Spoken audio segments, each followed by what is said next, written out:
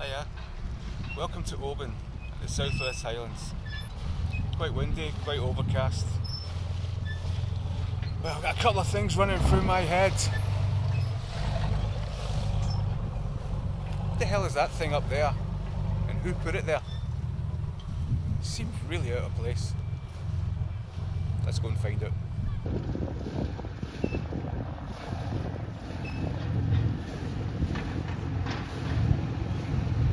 It's well signposted, you can't miss it.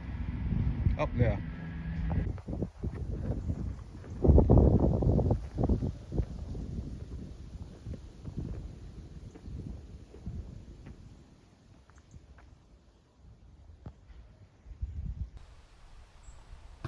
That plaque says, erected in 1900 by John Stuart McCaig, art critic, philosophical essayist and banker from Oban.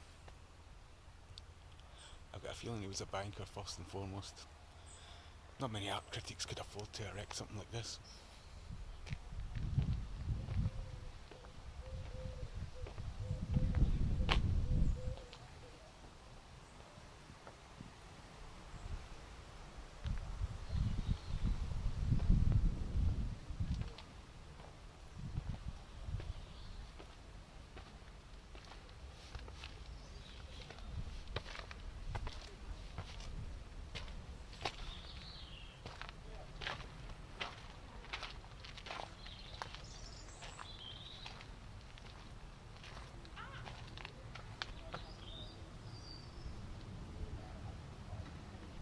So what is this place? What the hell is it all about? What sort of person builds a mock coliseum halfway up a hill in Oban?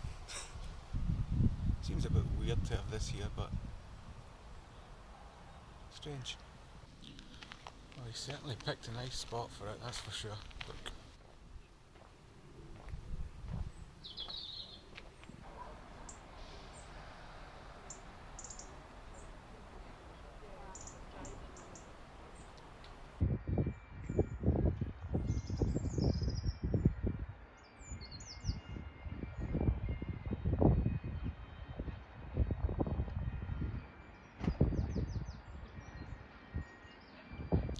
At the end of the 19th century, the world seemed to be full of philanthropists. People just want to give away their money for a good cause. McCaig was no exception. McCaig wanted to employ the local stonemasons throughout the long winter, give them some work. In doing so, he designed and got them to make this thing. Philanthropists, you know, giving away their fortune for the common good. A bit like Bill Gates is today. As you can see from the plaque outside, McCaig was a lover of the classics. He's a self-confessed art critic. I'm sure he'd have loved ancient Greece and Imperial Rome. I don't know why, something tells me he would. No one knows what his true intentions was as he died and left it like this. There's been speculation about what his plans were, but nothing concrete. I'd read somewhere that they thought there was going to be a dome, of some kind of dome, but I'm not an engineer, but I don't think these walls are thick enough. There's no supports. There's no way this was constructed with the dome in mind. The other theory is there was to be some sort of central tower around here, where there would be a museum and an art gallery, dedicated to him of course. In this art gallery, local sculptors were to be commissioned to make statues of John McCaig himself and all his entire family, including his parents. The likenesses were to be sculpted from photographs, and if no photographs existed, they were to look like him. I'm starting to think he was a bit of an egotist. The circumference is 200 metres.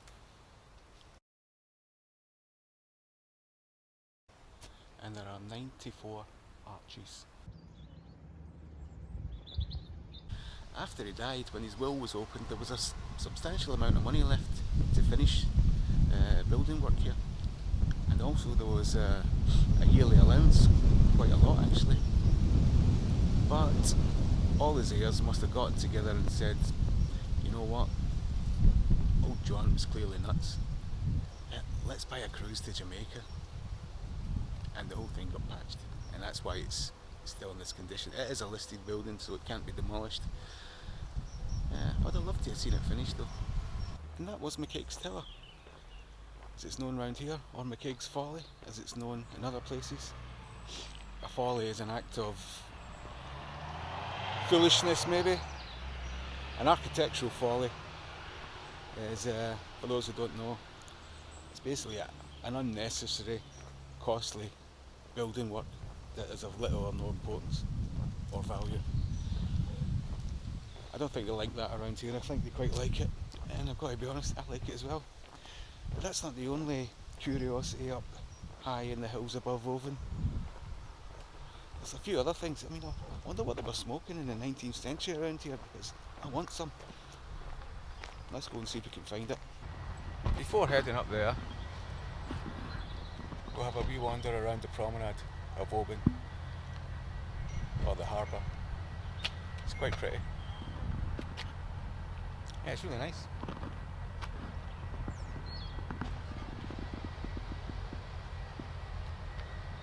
In the caves around Oban Bay, shell middens have been found left by hunter-fisher-gatherers who lived off oysters, mussels, fish and seabirds about 8000 BC.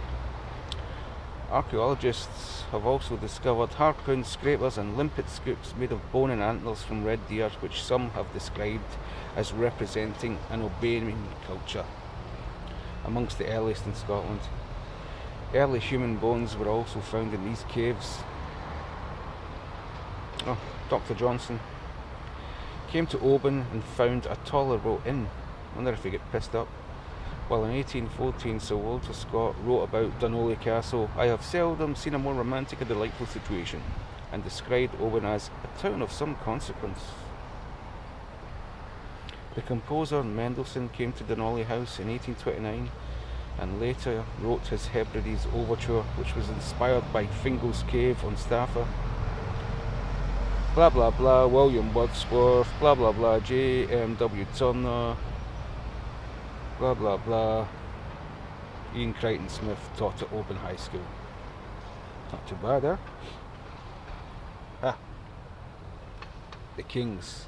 In 1249, King Alexander II of Scotland came with a fleet of ships to the Sound of Kerrera. That's Kerrera over there. To compel Ewan MacDougall, great-grandson of Somerled, Lord of the Isles, to give allegiance to him, but died suddenly in a field beside Horseshoe Bay, which became known as Dalray. In 1263, King Haakon IV of Norway also came to Horseshoe Bay with a war fleet of 200 longships and 20,000 men before losing the Battle of Largs to Alexander III, signalling the end of Viking rule in Scotland. Yeah, Largs is way down the coast. Aye.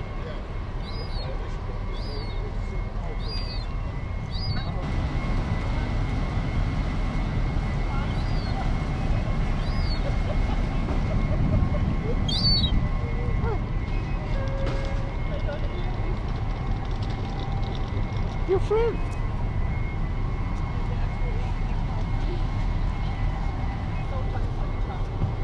Let's go.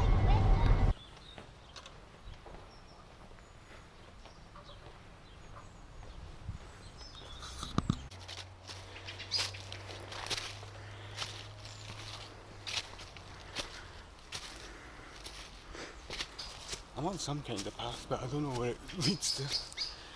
I'm hoping it's the right place. We'll soon find out. Bloody hell, it's steep. Yeah, you've got to watch your feet here.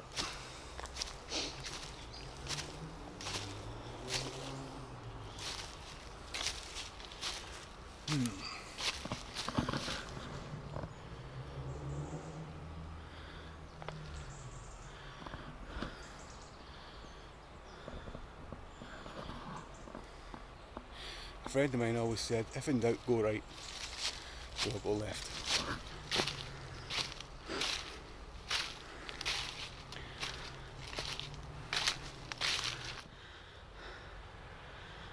We're getting higher.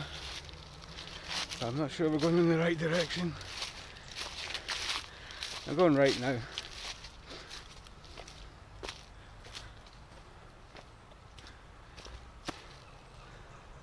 There we have it.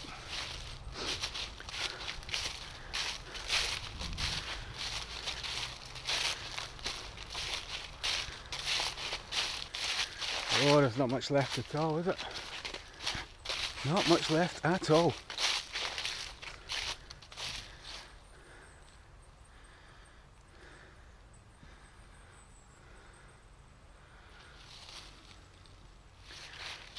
Try and walk around and see when you get the actual boundaries of it. And I can tell you what it actually is.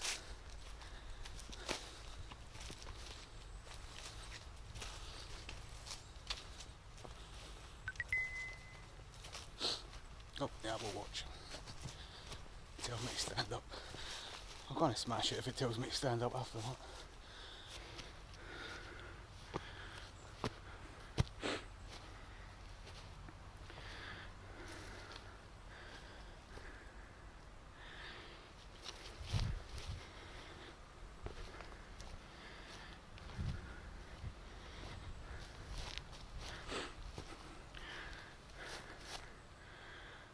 Well done, Gaz and Cobra.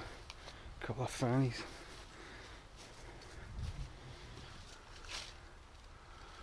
Oh, Gaz has been well active up here.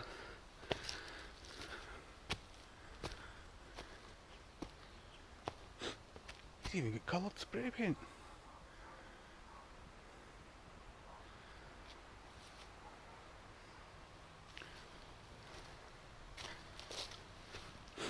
Yeah, I think this is all that's left.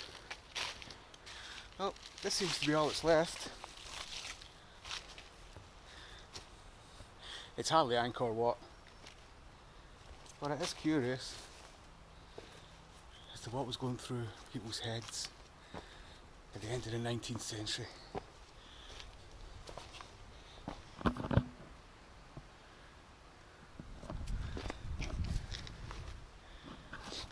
This was to be the Oban Hydro Sanitarium.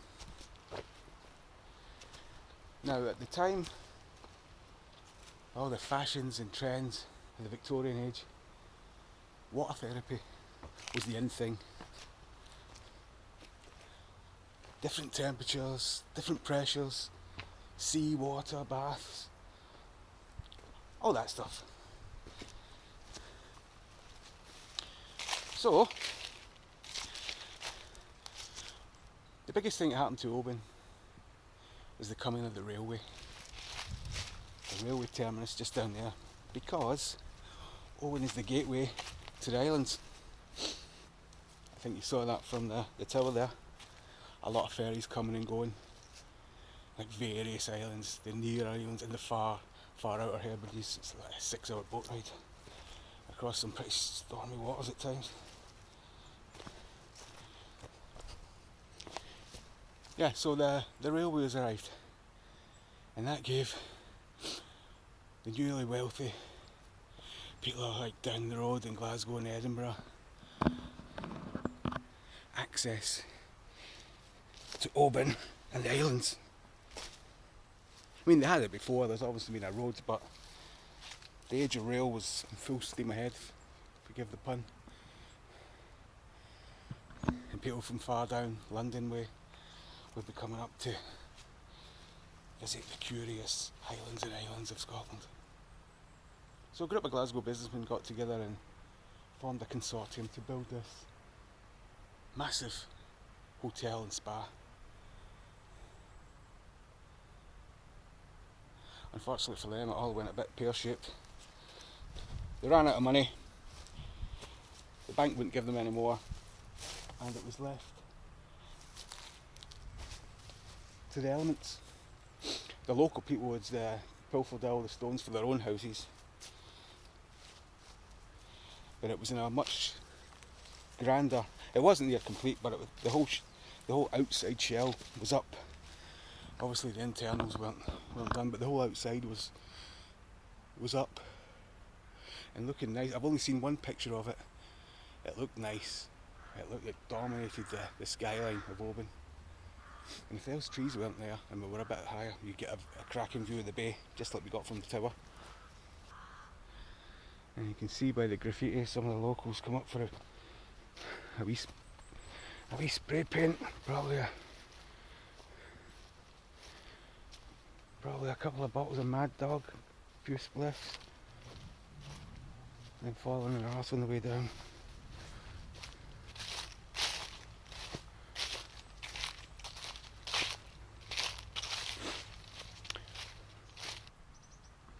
No, it can't be. Hey, Gaz is everywhere. Gaz has been everywhere, the fucking twat. Gaz, if you're ever watching this, you're an arsehole. You're a sucker. You're a sucker bliat.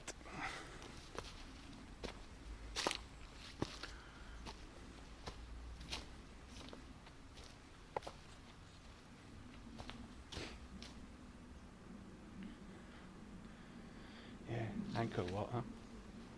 You can have a Tomb Raider in here. Sucker mad. That would have been a lovely big window. Yep, I studied architecture.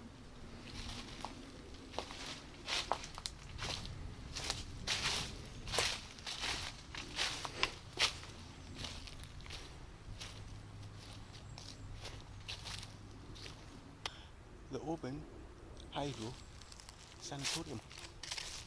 I was hoping there would be more of it, but I'm gonna have to make do with what's left, which is not a lot.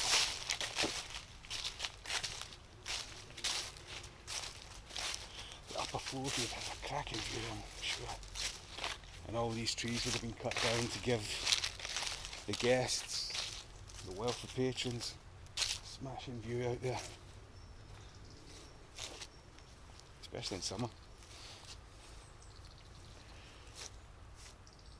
They're gone and lost the fucking path. Oh, no.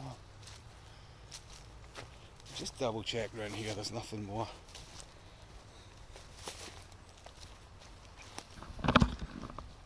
Because you never know with these things. The only picture I've seen of this looks quite a substantial building. But as I said, the locals have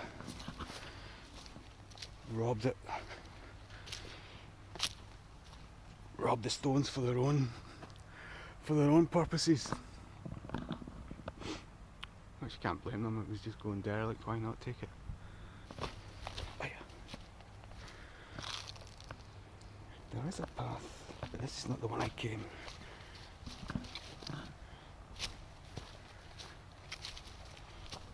Right, I'll go along and see what's here. Oops. Yep, definitely came to the end of this trail. Yeah, way down there. It's part of the harbour, I think. Let's go back down. What time is it? 3:15. It takes me a couple of hours to drive home. At least 2.5 hours.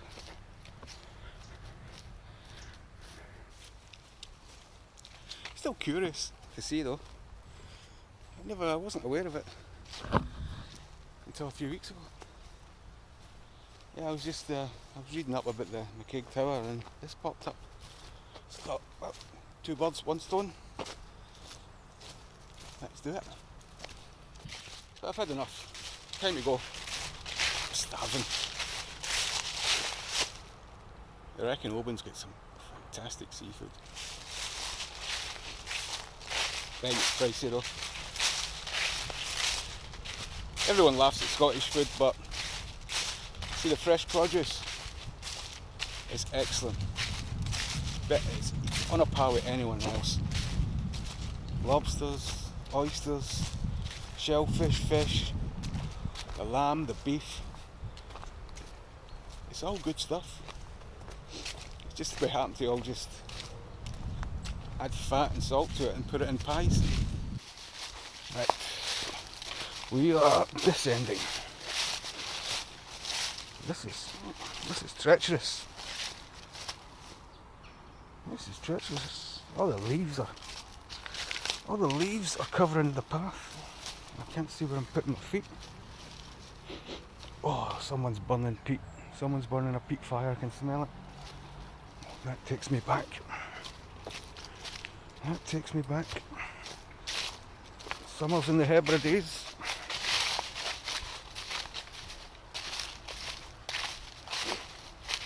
Yeah, we had to burn the fire in the summer in the Hebrides sometimes. The weather ain't great. It's a steep trail, this. But we're almost down.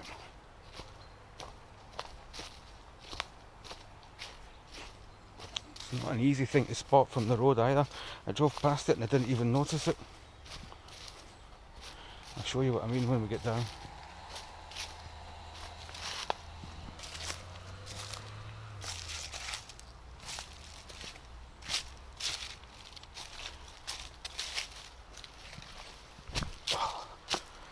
I'm not sure those people really appreciate having a pathway right behind their house, but you see. Here we go.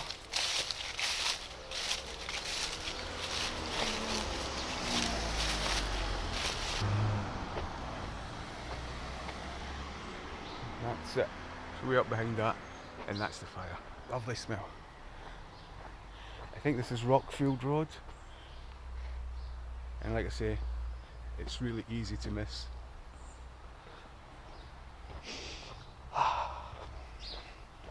And that's it for good old Oban. It's a nice wee place for a day trip. A couple of interesting things.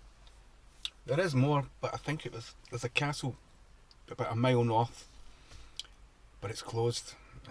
Today was the last day, and it closes all winter, and I missed it, which I'm gutted about, but what can you do? So I'm just going to head home. I'm going to eat this, and I'm going to come back because I fancy going out to one of the islands. I've got the timetable. I'm going to go on one of the ferries, and we'll go out to one of the islands one day. See you again. Cheers. A little something for the road. Quite a lot, but I'm sure I'll manage.